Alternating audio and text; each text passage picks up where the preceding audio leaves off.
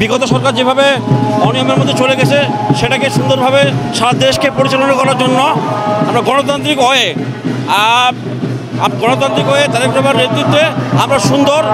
জনগণের যে প্রত্যাশিত একটা গণতান্ত্রিক সরকার বা আমাদের সুন্দর সুব্যবস্থা করার জন্য এই পথের জন্য আমরা আজকে সম্মিলিত হচ্ছি। এভাবে সারা বাংলাদেশে এক এক করে আমাদের দলকে আমরা খুব অর্গানাইজভাবে আমরা এগিয়ে নেওয়ার জন্য আমরা ধারাবাহিকভাবে কাজ করে যাচ্ছি। আমরা চাচ্ছি জনগণ আমাদের সাথে থাকবে এবং জনগণ জানে যে একমাত্র বাংলাদেশের যে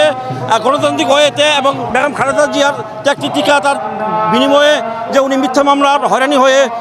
শিকার হয়েছেন সেটার জন্য প্রত্যেক জনগণ আমাদেরকে যেন সুন্দরভাবে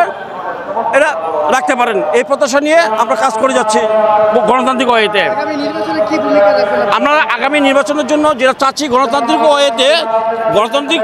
সরকার ছাড়া এই সরকার বেশি দিন সম্ভাবনা না ভালো কিছু করার জন্য এই ওয়েতে আমাদের দলকে সুসংগঠিতভাবে করে আমরা যেন জনগণের সার্বিক